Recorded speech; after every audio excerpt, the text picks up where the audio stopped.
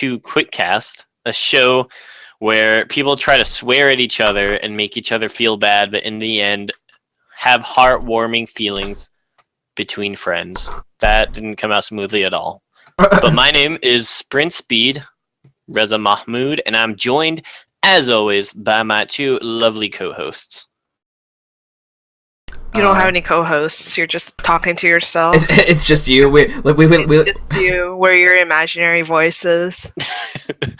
Oh no! All right. Well, my imaginary friends are Amber, Daddy, and Austin, the Gattacane. Mm-hmm. All right. Well, now we're your voices, man. Pleasure to be here with you, Reza. To kick off, pleasure to be in your head. Oh no! Get out! Oh geez, the things you've seen me do. All right. To kick off week 9, I have a question of the week's kind of related. I was inspired by the solar eclipse that kind of went across the United States yesterday.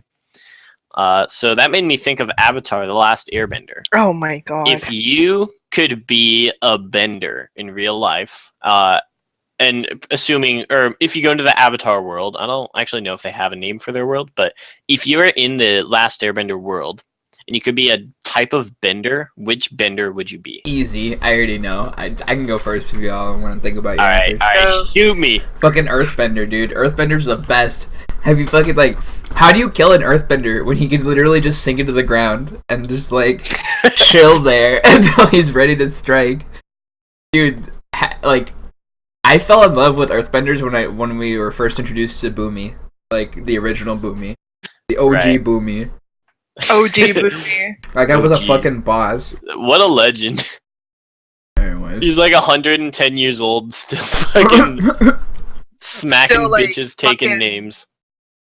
Those abs, He though? was spry as fuck for an old time. Yeah, for real. I'm sorry, spry as flip! Oh, yeah. We're not PG-13ing this show. Yeah, dude, we're rated R. Let's get all the deets about Boomy and his luscious body. Oh.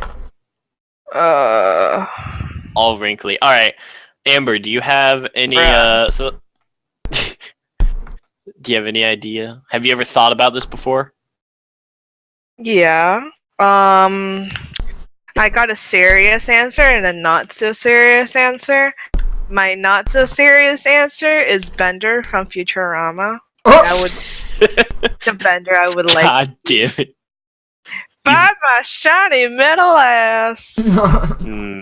That sounds like Amber already. Just normal Amber. Hey! I mean, thanks. Hey man, Bender's pretty badass. I like Bender. You can He doesn't literally have an shit ass. bricks. Literally, his ass is bad because it's non-existent. I mean, that'd be an improvement if all of our not like this moments have anything to say about it. Oh, by the way, just for the viewers that are already watching, I have 2 really good not like this moments this week. So if you're not gonna stay, at least come back in an hour because they're pretty good. The juicy stuff. Yeah, It's gonna be another diarrhea story. Don't do it, man. This leak is bigger than Game of Thrones, dude. Oh my. I don't. Ew. I don't want to hear your poop leaks. I don't know how to feel about this. I have to sit through this shit every week. Oh my goodness. Literally. Through this beep. I swear to God. Alright, so what's your non-meme answer for My non-meme answer? Probably a fucking firebender, because I'm quick-tempered, spicy, super hot. Nice. Ooh, baby. Okay, I'm joking about the last, but... Well, hey girl, don't worry. You hot. I think I have to agree with Austin where I really like earthbending myself. It just not necessarily for practicality in terms of 1v1 death matches. Because I mean you can get if you're thinking about how OP you can possibly get, there's some really bad shit you can do for most of them. Or if you're an airbender, you can suck out the breath from their lungs. I think maybe Zahir actually did that. Well, okay, but we have to limit it because we can't do one time death moves that are just like instant and super powerful. Because Yeah. have you seen X-Men where Magneto literally rips out all of the metal from the guy's body? Yeah. Just like That's kind of you're, OP. if you're at that point like of mastery of your powers, you can kill anyone with anything. Like it doesn't matter. So aside from like ultimate death moves, I think in a fair fight between an average, like maybe an like almost master but hasn't mastered all the fine skills, I think like Earthbenders would be pretty sweet.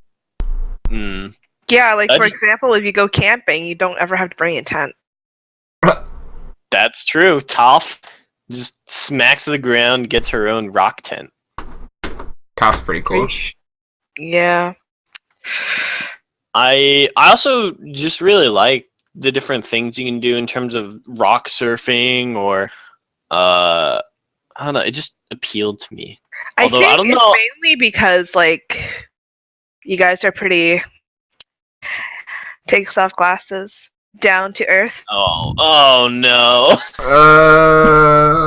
BRB cameras. Oh my gosh. I didn't really think about it in terms of personality matching, like you were saying, Amber. I really like how elegant firebending seems. That form of martial art that they used that inspired that form in the show, I thought was real cool. So I like if I couldn't be an earthbender, I'd probably choose firebending. If I can't be a firebender, it'd probably be a waterbender. Just because I want to do that weird. Like, I want to be like thing. yeah, that's what I was about to say. The water octopus. I think in terms of personality match, I might be airbender because I'm very non-confrontational and fairly laid back when it comes to talking with people and stuff. I just wish we could be in the Avatar world, dude. That it just looks so cool. It's like that fantasy medieval setting, except you don't have like all the really shitty quality of life that comes with that. Because you never see anybody in the show like die of dysentery or anything. It's what you don't see. Behind the scenes of the next Avatar episode. How people die of dysentery. And in other news, like 10 people dead of rabid like donkey snake bites. Like what the like they just, like, all those weird ass animals. Man, let me dream. A man can dream. Man can meme. Yeah, I can meme also. I also hope that they would understand the basic principles of like sanitation, because that didn't even come out until around the 19th century in the modern world, I think. So that'd be kind of nasty. People are like, "Ah, yeah, my poo pans preparing your dinner." Yeah. All right. Well, anyways, I digress a little bit. Amber, I do believe you have a topic of the week to present to us. Do I though, or are your voices just telling you unnecessary things again? Like, Oh God, Reza, find a girlfriend. Find a girlfriend. God. Or as in Rick and Morty, Loser. Kill yourself. Kill yourself. Oh my God. Anyways, as Reza said, I do have a question, even though I am indeed his inside voice. Austin's the outside voice. You should see him when he's drunk. He's Oh jeez. something else. Okay, our question of the week is regarding North America's esports scene compared to East Asia's.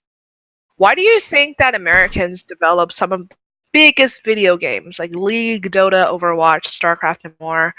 But in the competitive scene, Americans always seem to, face more than a competition against East Asia. Like, for example, there is that stereotype of why are Koreans Chinese Japanese players so good compared to America?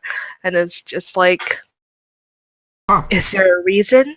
I never sat down and like thought about that, but like just from initial first impression, I'm gonna go from like first impression of how I would answer the question, and then we can dive into.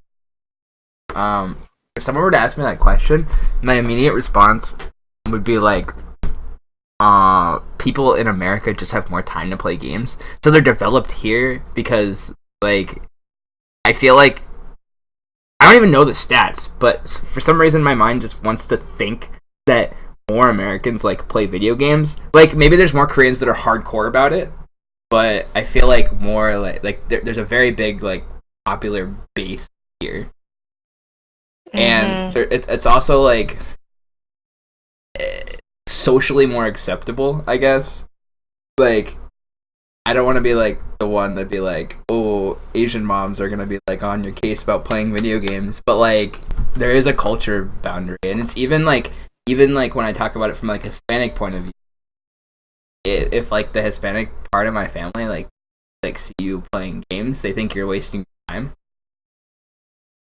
So, Yeah. So that's like there's like a race. Yeah, definitely, I do agree with that.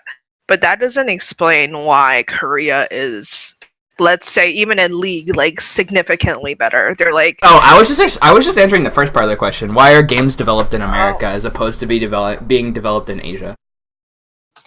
That's yeah, I fair. mean, the U.S. just has such a big business in almost all Everything. areas of entertainment, and American culture is basically the world culture. I mean, I'm kind of sounding a little self-servicing with respect to my country here, but honestly, if you look at Hollywood, you look at the music, that's by and large America basically influencing the entire world. Where a lot, if you go to Europe and stuff, you hear, because I mean I've been to Europe, I visited, and my sister lived there for a year. On the radio, there'll be like half the songs are from French artists, and then half of them are just American artists that they bring over.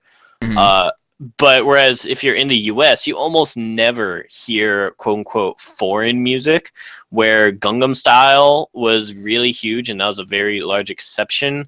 And then, I mean, if you want, maybe you can say Despacito was a kind of foreign song because they adapted it with Justin Bieber.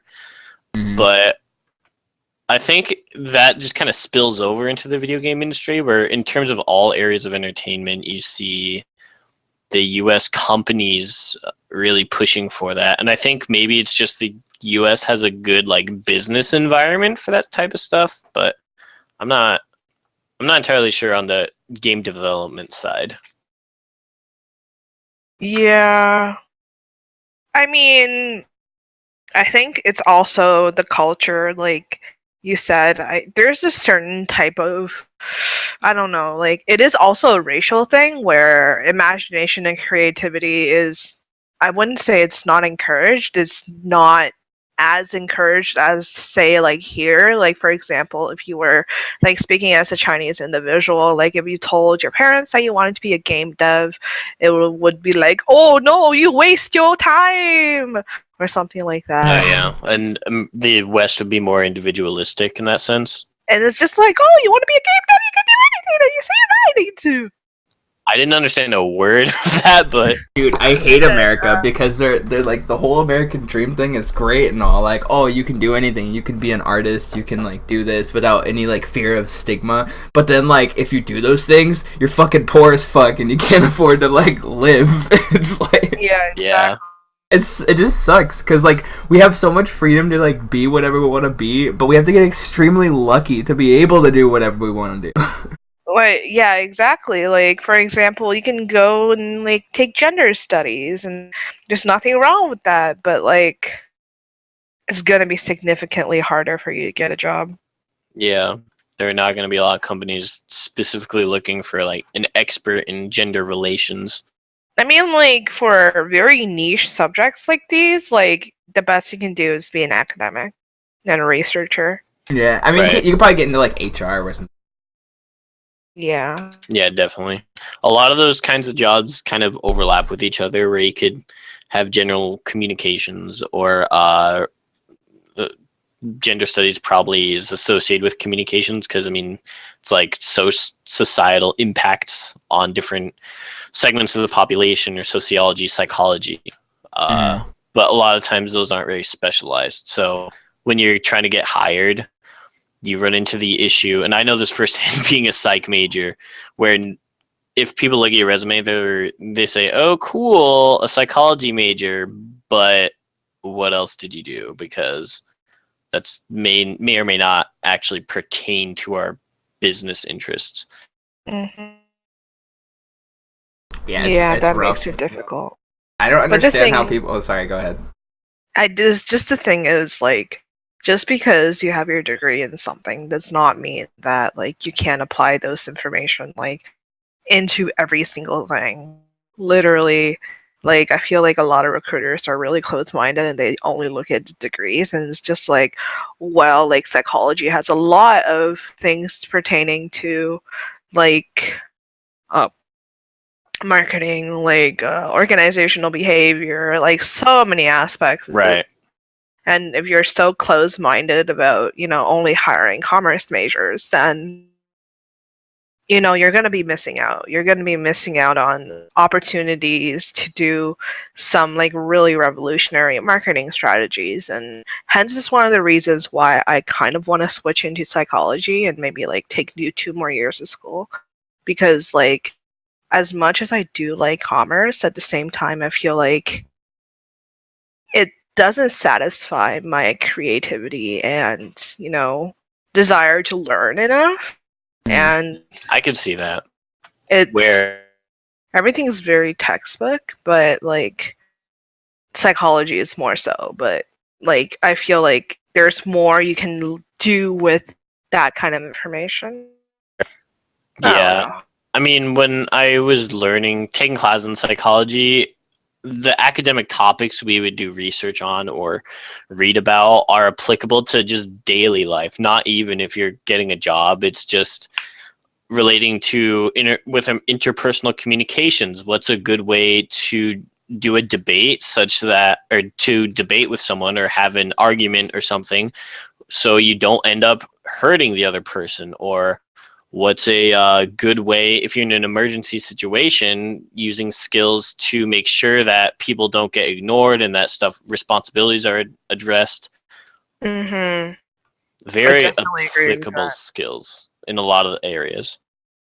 And again, like utilizing like psychology, even looking at esports in general, like what are some like very common like ways that or like trends that happen to like the way of thinking of most competitors, like for example, what are some ways they are motivated by, like for example, is it more intrinsic, is it more extrinsic, are they motivated by money or are they motivated by glory? And it's just like, is it a balance of the two, and what do you have to focus on? How do you like, there's a lot of aspects that you can think of, like, and the fact that like I don't know, like the fact that diplomas are worth like so much and they can end up giving you so quote unquote like such a narrow field of views kind of like depressing in my honest opinion. Yeah. Right. If I only think there were an esports degree Oh, to I get mean, into the like, field in of my esports. honest opinion, like, esports degree isn't bad, but I think an esports certificate might be a lot better because the more specific you get into an industry, the less effective, like, your diploma's worth. Like, for example, like, gender studies is already pretty niche, and if you could get, like, a diploma of gender studies pertaining to the 19th century, and then it's just like, well, I'm never gonna use this. I mean, yeah.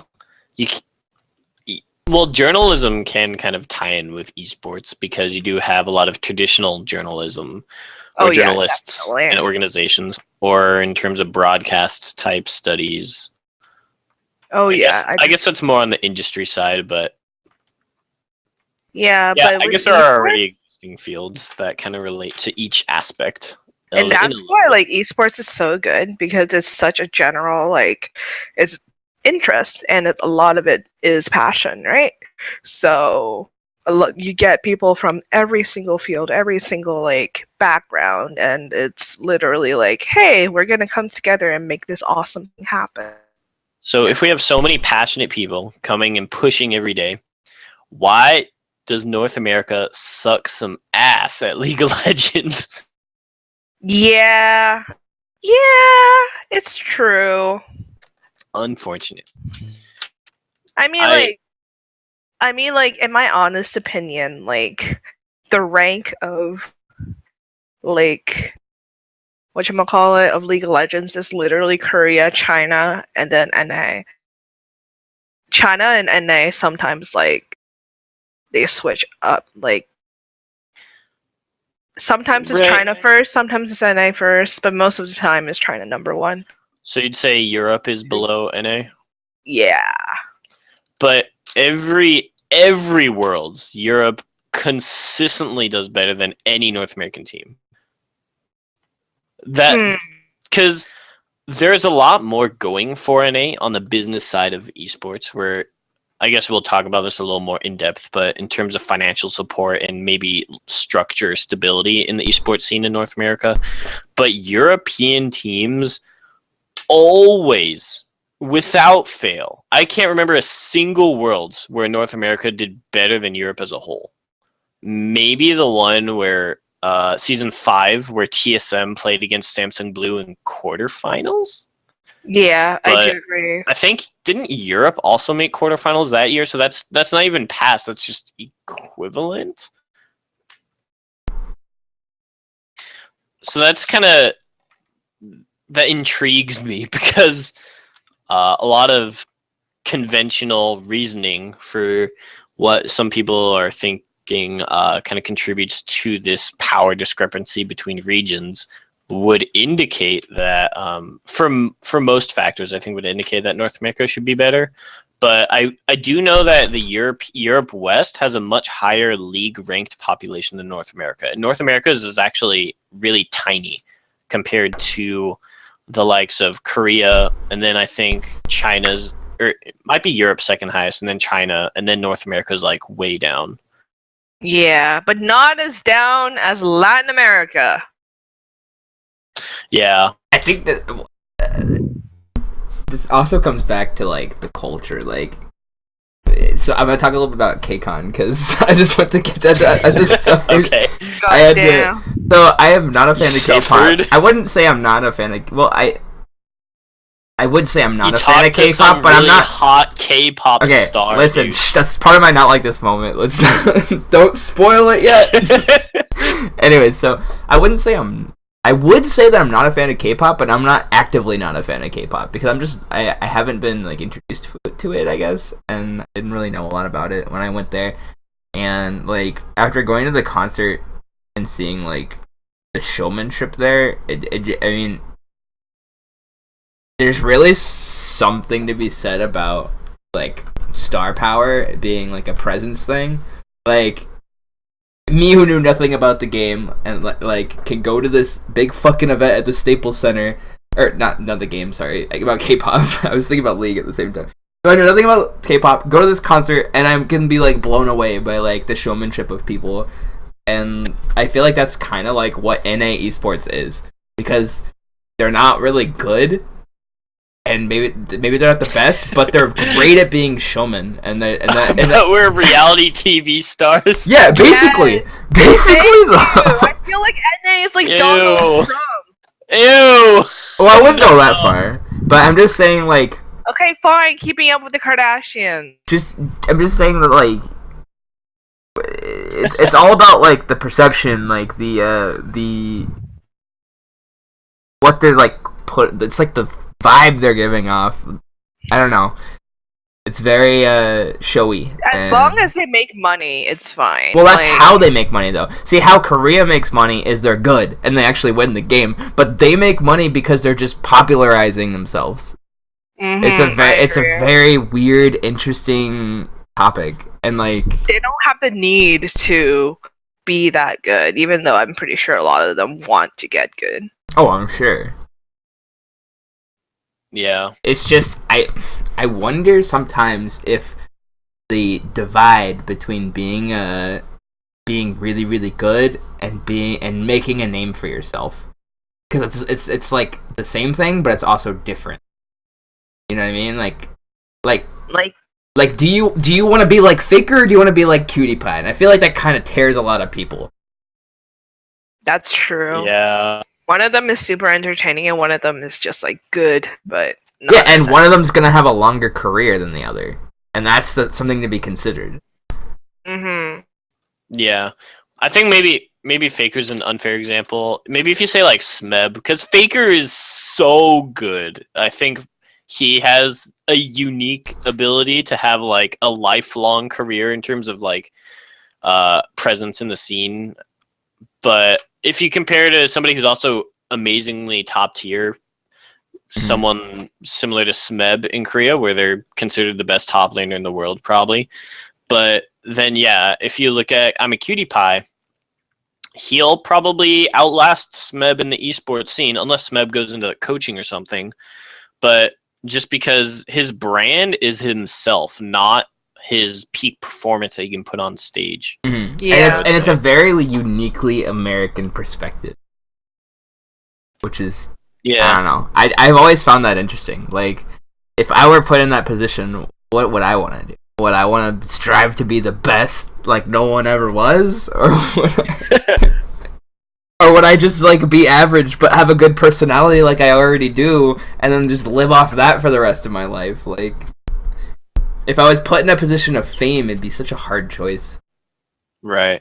I think for newcomers, particularly to the LCS, to even make it there, you have to have that unending drive to be the best. So I think most of the rookies only focus on getting better, and they don't even consider making things like Twitter or doing VODs, doing other types of marketing brand establishments outside of what their team requires or really does for them. But if you take players like Acadian, for example, and Echo Fox, he's this star jungle talent, and he has a fairly I don't know if unique is, but he has a personality that kind of stands out because he's kind of your alpha male type person. All right, I feel bad using that with the context of Tyler one, but he's your typical kind of alpha male type personality where he seems very in control of his what he does, what he says. From what I've seen in interviews, he was a competitive something, maybe wrestler, swimmer, or something. But I haven't seen a lot of branding stuff by him, and that's kind of a personality that hasn't really appeared or been very big in the esports scene. And sort of on the flip side, someone that I've seen like pop up here and there is Huhi. Oh yeah, I've been like seeing a lot of like tweets and stuff by him, like that are just unrelated to esports, but give him some personality, like in context of being human. Like, I was on Twitter today, and like the first tweet I see is about like his dog being sick, and he's like really sad. Yes. Like, oh my gosh, no. he's actually a person. Like, this person like has feelings. It's, I don't know. It just made me like really consider like the choices people make for their Est-ce que tu careers. sais qu'il peut parler français? He can speak French. Wait, he can speak French? Yeah, I think he lived in France for a couple of years or something, or went to school there. I don't know how long. Alright, we're not gonna talk about the crush I have on Huhi. Let's move on to something else. Oh my goodness. You have to fight with Angela for that. I know. Listen, she's like 10 pounds total. I could take her. That's all I'm saying. Holy shit! Oh, But I love her too Oh my much. goodness. It's okay. oh mon dieu. You don't have to fight. Just show up in an Aurelian Soul costume. Yeah, and let's he'll be go. all over Okay, this is an official call out. I'm calling out Angela for an Aurelian Soul cosplay next PAX East. Let's fucking go. Winner gets Hui's hand in marriage. I don't care. Like, you. Wow. Okay. And by winner, I just mean you can have him. I just want to fight you. So why do you Jesus. think? So, what are your opinions on Koreans who are quote unquote the best players in the world coming to other regions, and some of them have pretty good success, like Huhi, like Impact. I mean, this playoffs notwithstanding, oh spoilers maybe, but I think the key to success, then honestly, some, is like either yeah, having like some sort of like development, like on your, like I was saying, like he tweets a lot and stuff like that.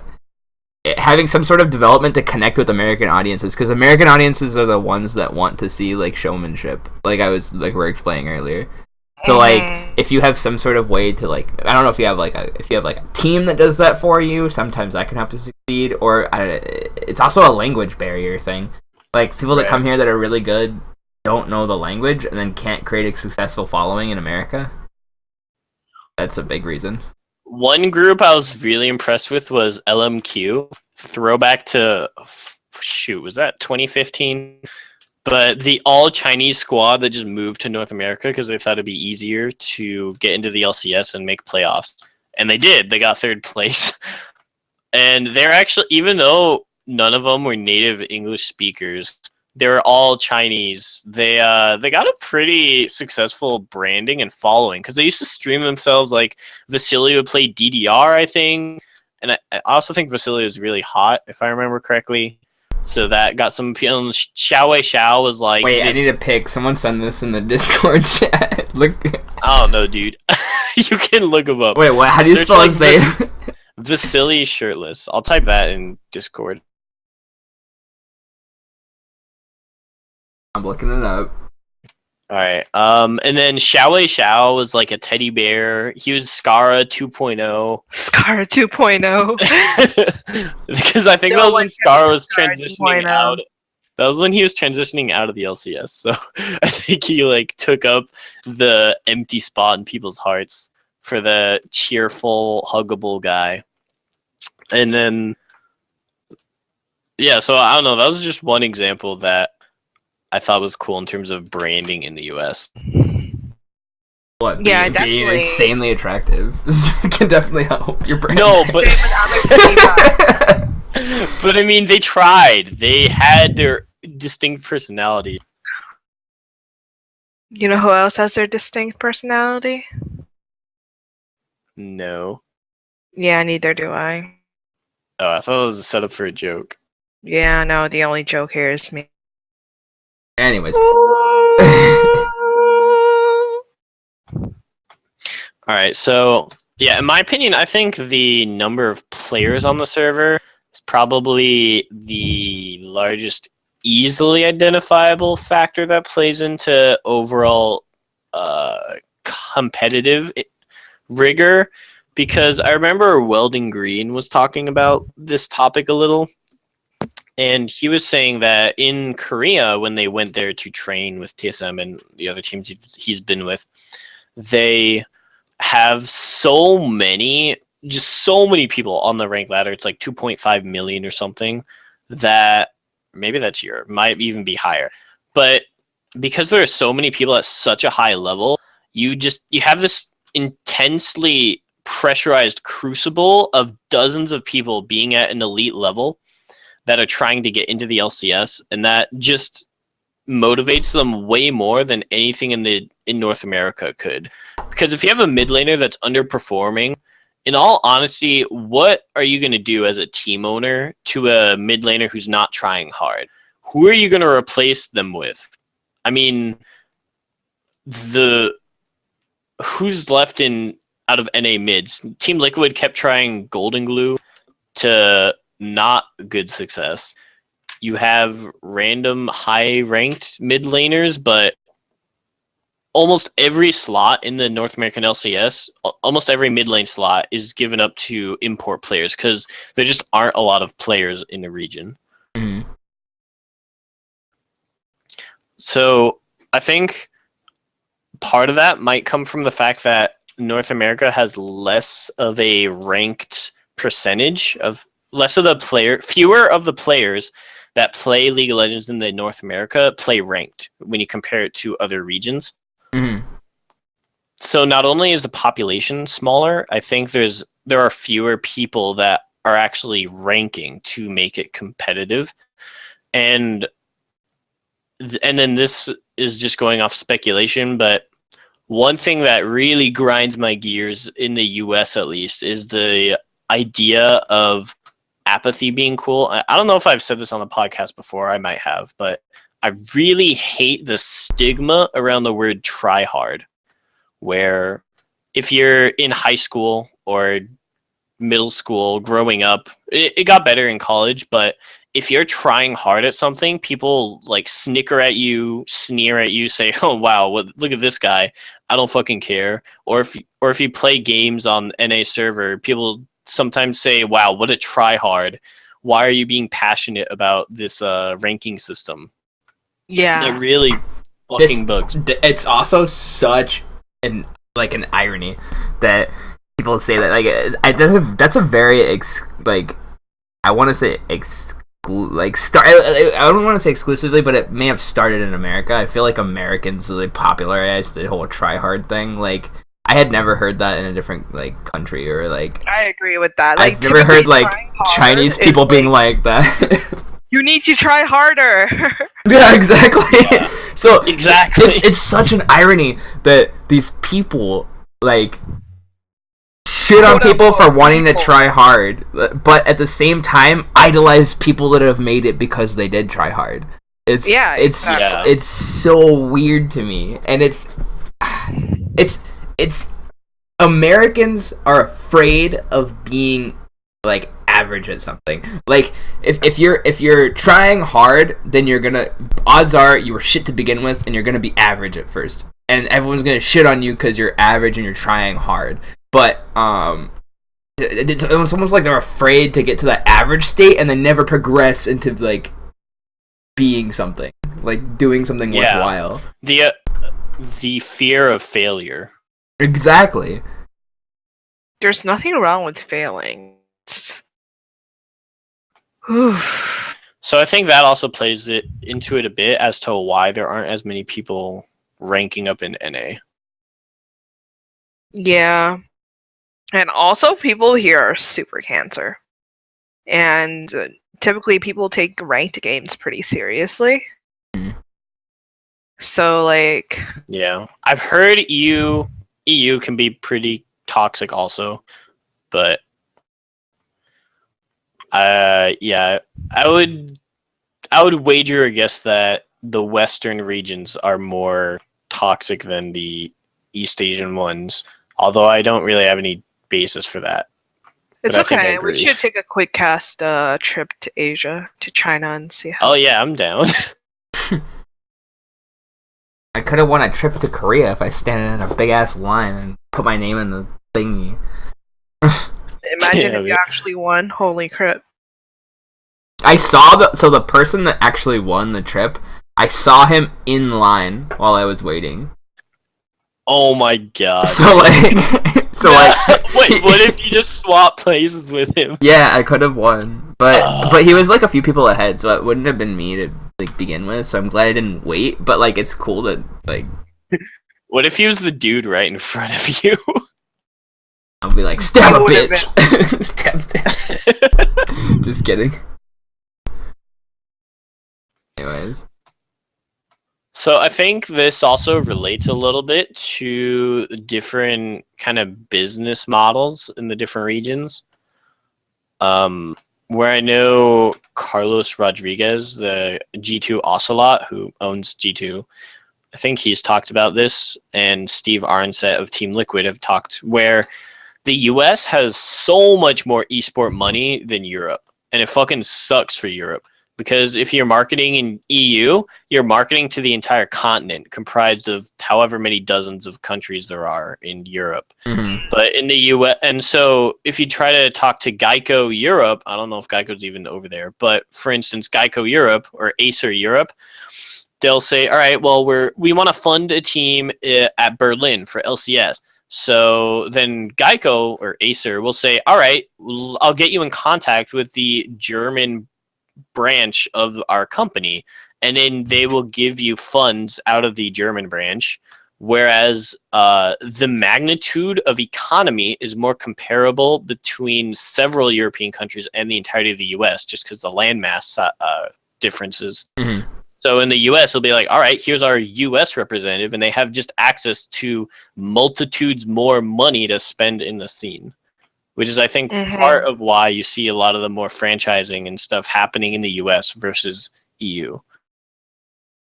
Yeah, it's just harder in EU until they have enough players to just like make a team that's like French based in France, or like it's very hard.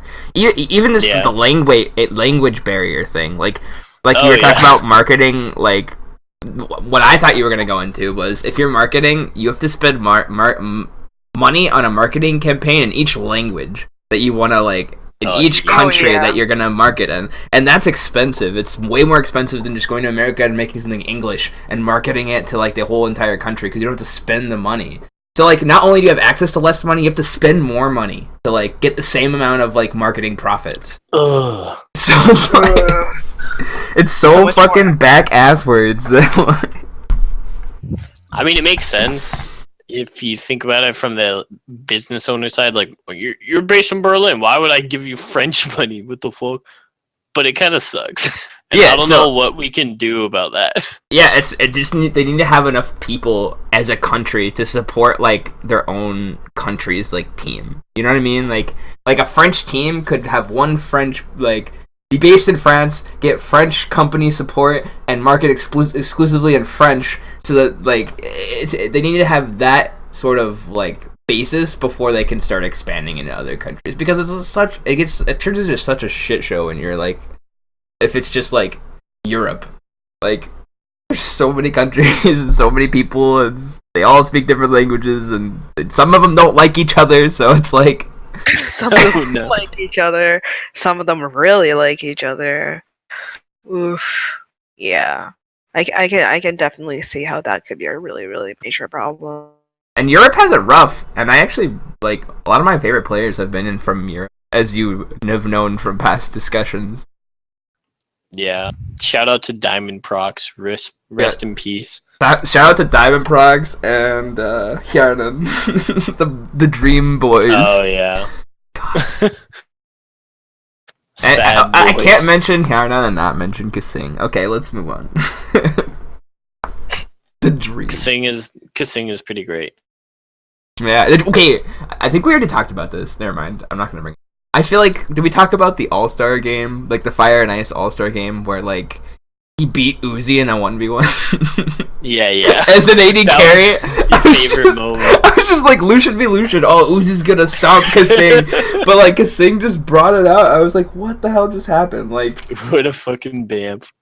God, that tournament was so, like, amazing. I would want to go to one of those live. Yeah, one of the All-Stars. At least the finals is in Boston, so you get some action.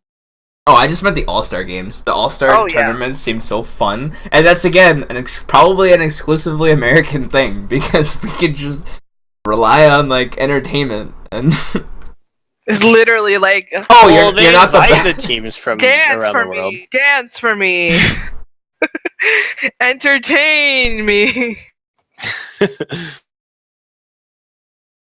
Yeah. Did they announce where Worlds and All-Star are this year? I think Worlds might be in China. It is in China, I believe. So Amber, do you want to come with me to China? Wait, Sama. I don't know what that means, but I heard Sama, which sounds like anime. I think Sama is Japanese. Sama, or whatever Amber says, is Chinese. Yeah, no, true. Pretty sure. Anyways, so you want to go to China with me? Let's go. You could be my tour guide. Oh my god. So many people are gonna hit on you. Oh, can you marry my daughter? Sorry, I'm gay. Like, no, but I'll marry your husband. Small dick, though. Fuck. Anyways. I'm not hearing a no, Amber, so I'll keep that on my radar. I'm not hearing a no. Maybe pay for me, sure? Listen, you buy your own plane ticket, I'll pay for everything else. There is nothing else to pay for. Well, like Wait, places to Food stay and is shit. like food, lodging, transportation, like cars and taxis. There's a lot of it. I'd say plane tickets is probably like half the cost. Plane Yeah. ticket is a third of the cost. I mean, 2/3 of the cost. Really? Food Alright. in China is fucking cheap. Nice. Like, so cheap. Okay, but when you eat like a diabetes having American, Yeah. you need to eat- Oh no. Asians eat so much. Hey, dude, why are American portions so fucking huge, dude? You think American portions are huge? Chinese portions are ridiculous. Really? Damn. Yeah. Nice. The only reason why they're not fat, actually, I think it's genetics. It's genetics, and they eat food that's better for you, like in general. Unless if you go to restaurants and eat all the time, then you'll get really fat. And that's why all the rich people in China are fat. Because they eat out too much. It's like the same in America, though. It's funny.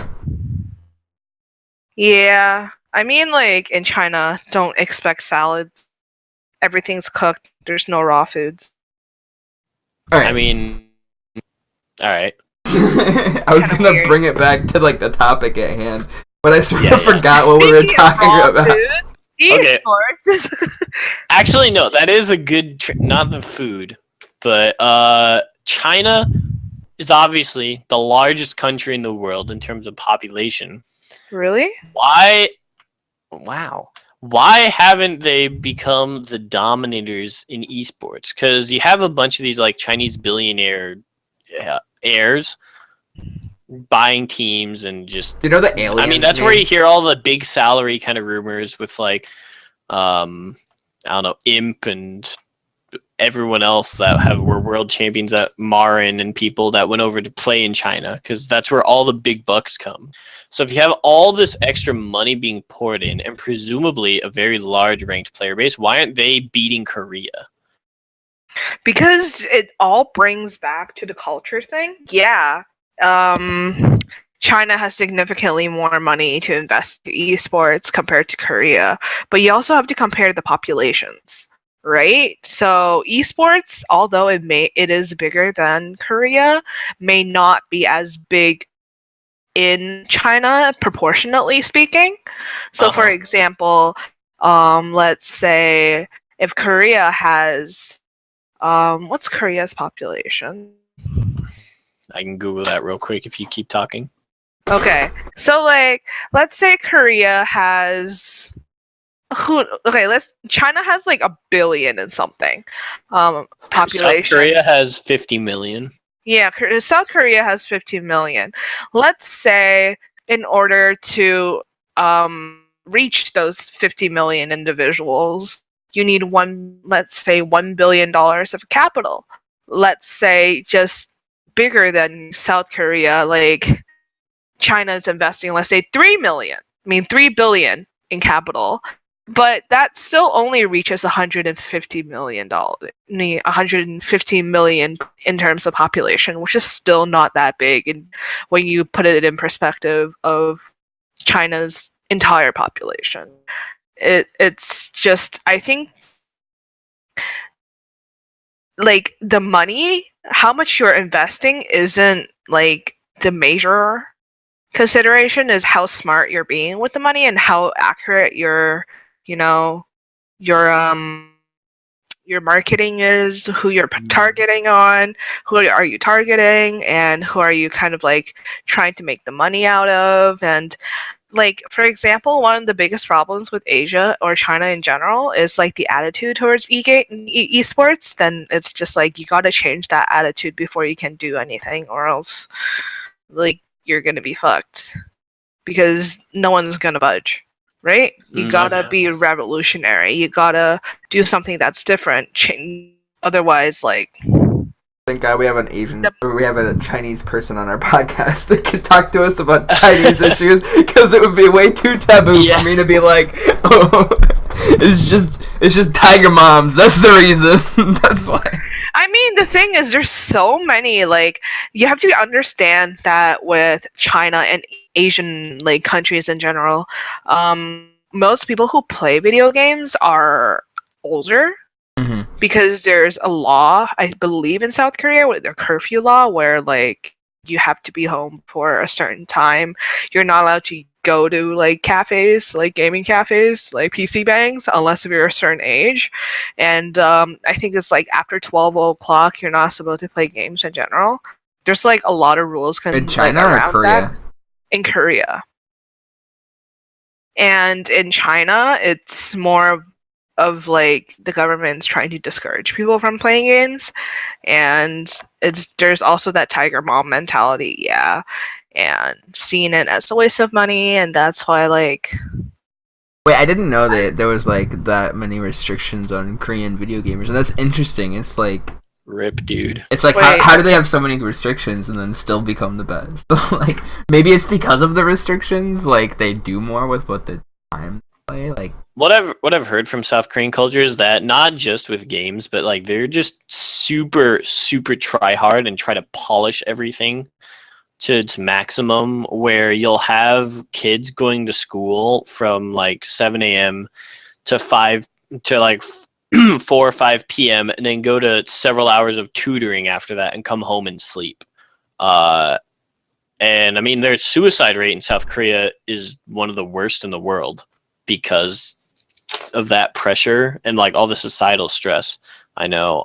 And then I know somebody who went and taught in Korea for a year, and she said that they're so focused on like perfection that almost to a fault sometimes, where she was teaching elementary school and they had a supervisor coming to kind of check out the school that Friday or something. So the entire week they repeated the same lesson 5 days in a row, to the detriment of they didn't learn anything besides that one lesson for the whole week, just so that when the superintendent got there on Friday, that the students would know all the answers and look like they were doing really well.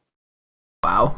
Yeah, that's. So she said she got really pissed at that because she's like, we're not teaching them. We're literally just trying to make it look perfect. Damn, yeah, I agree with that. It's really interesting. I just looked it up. It's a law called shutdown law, also called the Cinderella law. It forbids children under the age of 16 in South Korea to play video games from 12 a.m. to 6 a.m. During the shutdown period, access to video games is to be blocked for all gamers aged under 16. 12 p.m. or 12 a.m. to 6? So like midnight to 6 a.m. Okay. That's not... Yeah. That's... I mean, when I was 15, I was staying up past midnight playing video games. I'd get pissed. Yeah, it's kind of weird, but that's like, only for a certain age group, though, right? Yeah. From infancy to 16, I guess. But let me check if China has something like that. True. Because like I know like video games is like for a lot of countries is like it's like, oh, you know, American Devil shit. I don't know. There's also while you. Sorry, what were we gonna say about that?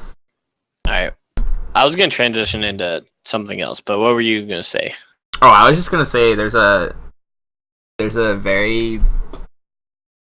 difference between investment, like what you get out of your, like how the quality of your investment, what you're reaping, like the rewards you reap, and right, and because you get to see somebody with 1,000 games in bronze, but if they're not consistently trying to improve, then that extra practice isn't going to do them any good.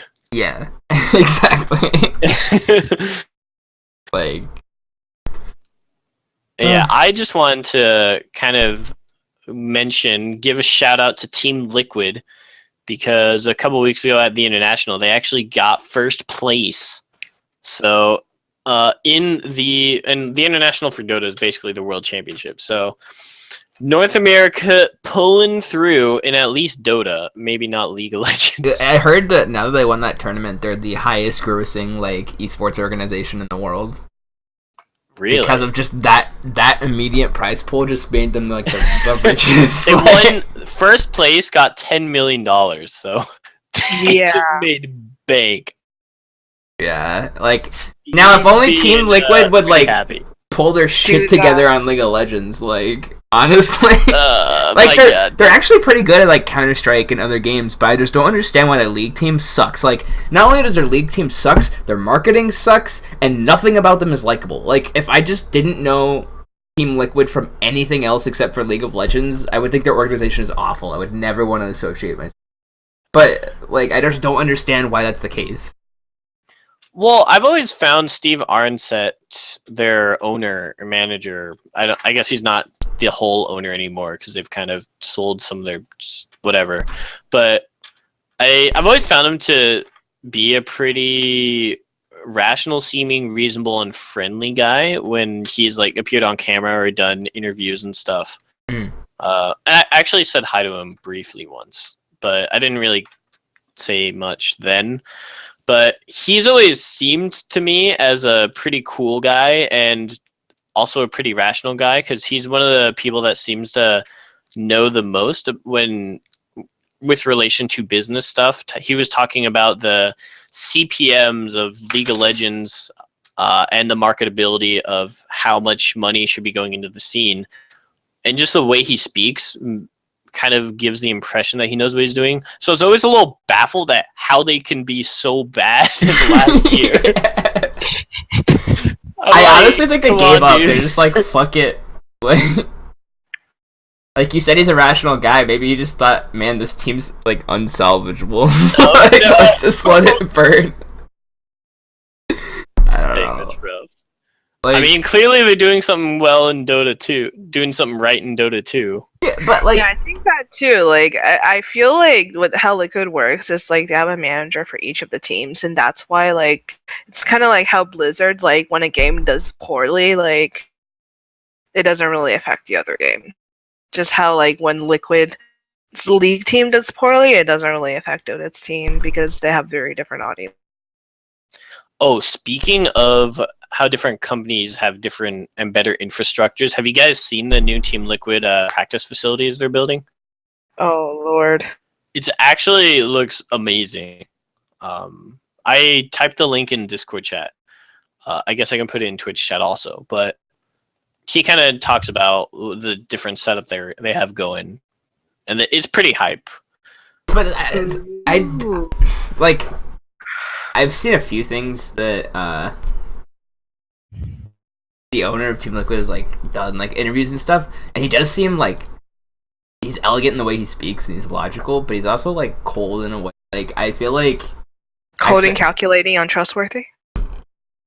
I'm not even gonna answer that. I'm not gonna give you the satisfaction. But like when you compare him to like owners like like Jack from C9, like Yeah, I could say he doesn't feel as warm and inviting, maybe. yeah, and that reflects on your brand. Like yes, you can like be very logical and thought out in your marketing procedures, and that's okay. That's okay for like marketing, but like you have to realize that you're a face of a company, and Yeah. Reginald is kind of the face of TSM, the bro. He still talks like he's a bro, which is kind of funny when he's manning this multi-million-dollar company. yeah, I mean, what he does But is it's cool. It amazing, connects with fans, and he's an incredible person in the esports scene. How is he that successful? It's pretty impressive. He's another one of those examples of like people like PewDiePie who just turn their fame into ridiculous fortunes. Yeah. Anyways, any like last minute thoughts? Nah, I got nothing. Do you so do any of you think that there'll be a time at which Korea stops being the dominant region in every single game it's in? Because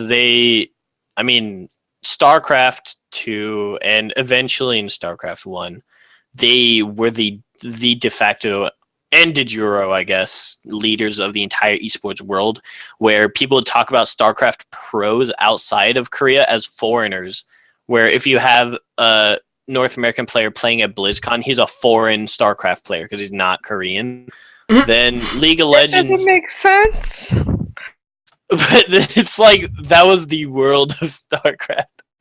And then in League of Legends, the first year, like half a year after they got the server, they got second place at Worlds, and they've won every tournament since. And then I think in Heroes of the Storm, Korea won the last World Championship, and in Overwatch, I'm not actually sure. I haven't followed Overwatch very much. Maybe I'll look it up real quick. But do you guys think there's any place that's going to surpass Korea in the esports they're invested in?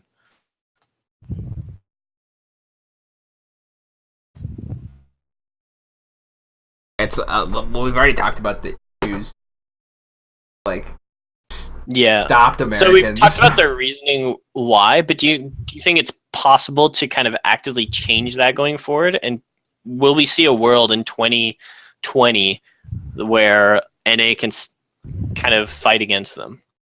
Well, obviously, we took the shit back in Dota, so I mean, anything's possible.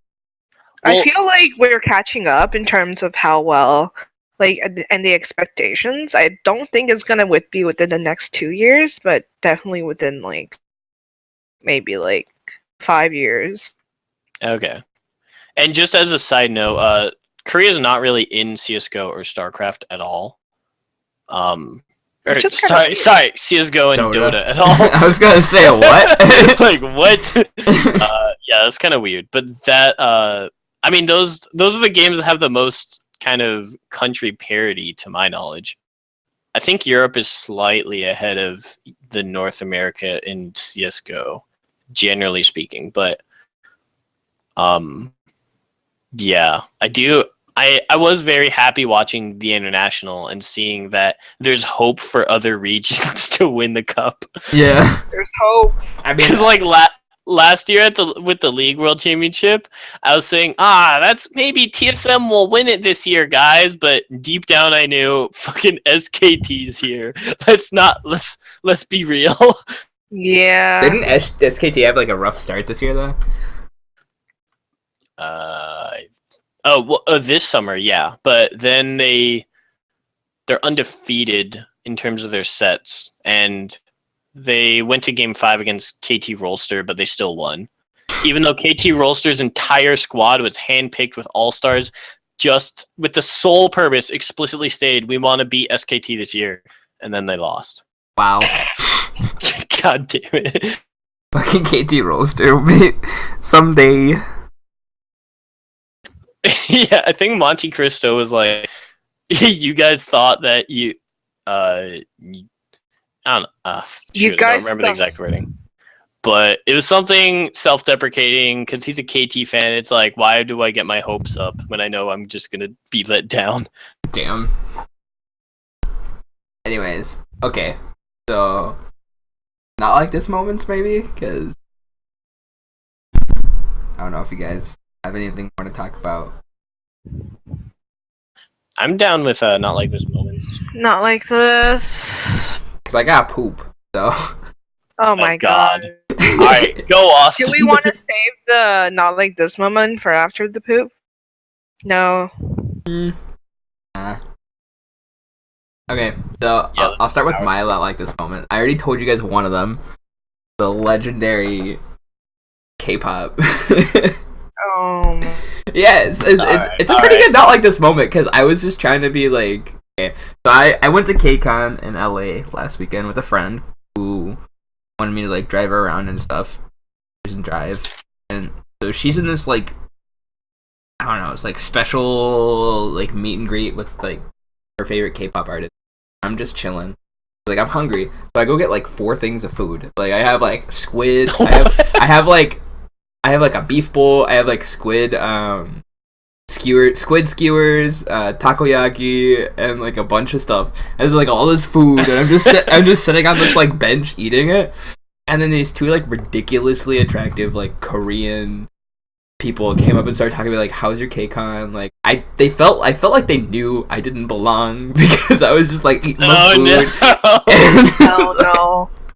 And then all of a sudden a bunch of people started piling around us, and I was just like eating I'm squid. just trying to eat my damn squid. Yeah, just trying to eat my God. squid. And turns out they're like members of a really famous Korean card.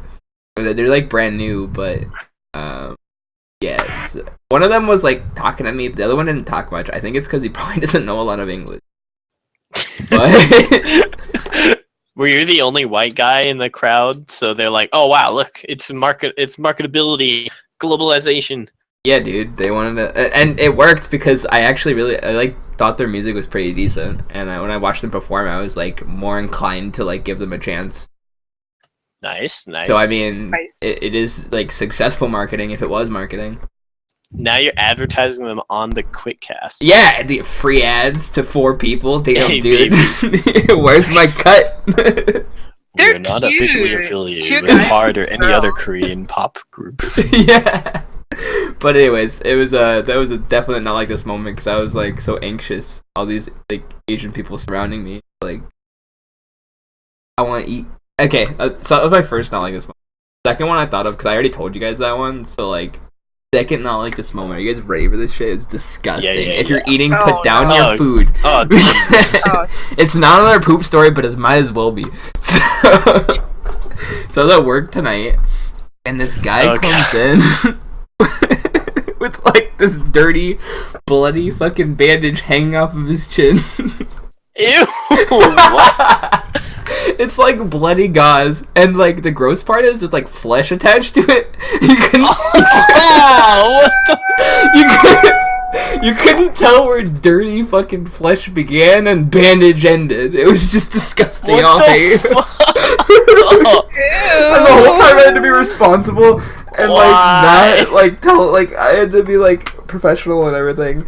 But goddamn, it was disgusting. And then after he left, I put like 18 squirts of like hand sanitizer on my hands, and I like rolled it up my arms because I was like, yeah. Honestly, same. so gross. And I I'm had gonna do that, and I'm gonna do that in my house right now. just because you're grossed out hearing about it. It's I'm cringy. so grossed out and cringing so Did you tell him it was like hanging out? You could have been politely like, "Oh, No, he knew. Like it's What the pretty fuck did he obvious, do but it's to like himself? oh my god." I don't know, dude. So that's my not like this moment. You're all welcome to like. Ugh. I think I'm gonna go barf now. Thanks. Yeah, honestly, ugh, God, I don't want to picture that, but I am now.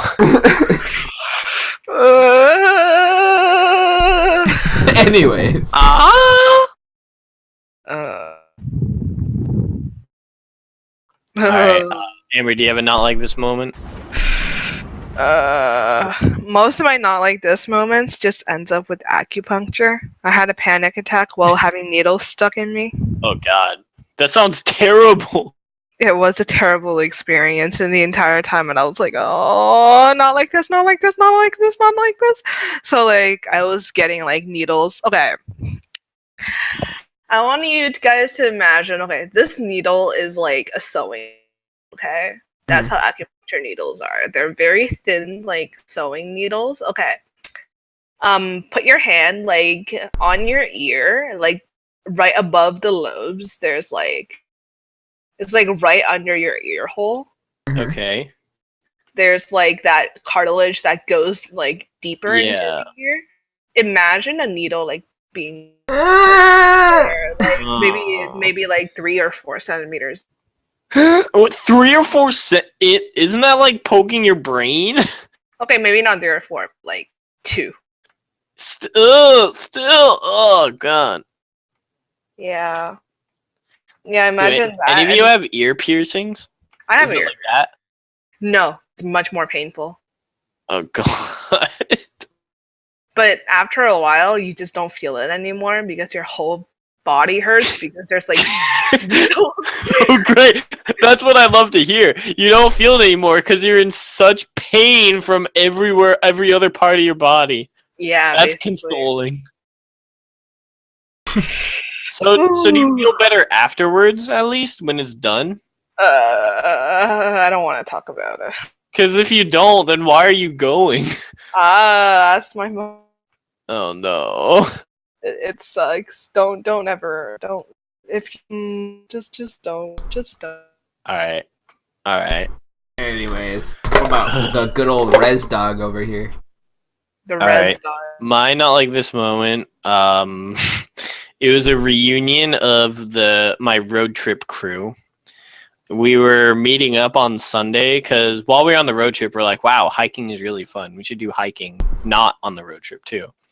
So we were going to Great Falls Park in Virginia, which is the Potomac River is the river that like goes through Washington D.C. or it's one of the two major ones that like run through Washington D.C. And so out west of the city, the Potomac kind of goes up into mountains and shit. So we drove to Great Falls, which is that same river, and there's like some trails next to the river, and it's pretty cool. So we were gonna meet there at what was it? We were gonna meet there at 11:30 or 11:45 to go hiking. And I'm like, all right, this sounds fun. Except on Saturday, I was watching the LCS between Dignitas and Cloud9, and it was a fun match. It was pretty entertaining, but I fell victim to the good old LCS nap time curse, where I'm lying on my bed watching LCS, and it's just so soothing. The sound of losses. Yeah, sounds of people's dreams being shattered just puts me to sleep. Actually, at College Park, all of us officer buddies call it like classic LCS nap because you put it on. It's not that I'm bored of the game or I don't want. It's just like so comfy just sitting there. And anyways, I fell asleep for like 3 hours, unfortunately, and I woke up, and so at night I wasn't tired at all. So I ended up going to bed at like 5:30 or 6 a.m. And then I got up after like 4 hours because I had to get ready to go hike. And I'm like, shit, okay. So I had like very little sleep, and I thought maybe since I napped the day before, I won't be tired. And I always tell myself that to try to make myself feel better about going to bed that late. But that's full of shit. I felt like shit. Woke up, fucking got to. My friend came to my house actually, Frank, and then we met up. And then we got to the park at like 11:45 ish, and so I text. So on the road trip, I was with Anthony and our two other friends. Now, last time when we were on the road trip and we were gonna meet at a mountain area to hike, fucking Anthony was on the other opposite side of the mountain. So I was hoping it'd go better this time, but I call him. I'm like, "Yo, man, where you at?" He's like, I'm running a little late. I'll be there in like 20." I'm like, "Okay, that's not super bad." So then it's like noon. Anthony gets here. And I'm like, "Shoot, the other two were usually pretty punctual." So I'm like, "Oh, where are they?" So I call one of them. I'm like, "Hey, have you guys like parked yet?" And then I just hear them laughing on the other side of the phone, and I'm like, "Fuck, dude, I'm so goddamn tired already." And I'm just thinking to myself, not like this. How far away are you? It was like a 35-minute drive from me, and they live fairly close to me, right? So I say, okay, how far out are you? They're like, we're 25 minutes out. So I'm saying, like, what the hell? Wow. That's the entire length of the drive. What the fuck? How is this possible? I sit there just wanting to sleep, but like, I'm outside and it was like there wasn't a good place to kind of relax, so I'm sitting there waiting, and I'm just fucking dying. And then we go on the hike, which was fun, but I come back and they wanted to make D&D characters. So I'm the guy that's like has the most experience because I just did it with some other friends the week earlier. So I spent 3 straight hours talking nonstop, trying to get them to walk through each person with making a D&D character. So after that, then Game of Thrones would be on in an hour, and I'm like, shit. So I take like a 45-minute nap because I'm passing the fuck out.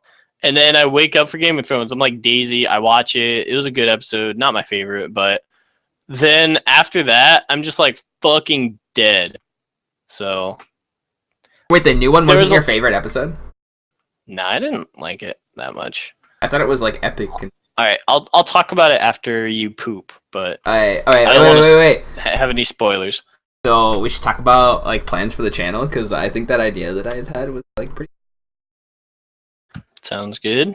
So like, what we're thinking is, so the first week, the second week, and the third week, gonna be an episode like normal, hosted by a person. So like, first weeks will be Amber. Making this up. First weeks will be Amber. Second weeks will be me. Third weeks will be Reza, and then we kick it off with like a live stream video gaming somehow. How the fuck do I get third billing, bitch? Listen, it's by societal rank. Oh no, just because I'm a Muslim. Just because I'm an Asian. Which one of us is the most privileged here? I'm pretty sure Asians are more privileged than Mexicans, but who You knows? don't even look Mexican though. I know. Well- I have what's called like, I forgot what it's called. Whitest? It's essentially white privilege when you pass for being white, like full white. White Okay. passing. Yeah, it's basically. But there's like an actual term for it. I don't know what it is, but it's like, I'm gonna call it white passing privilege, because that's what I am.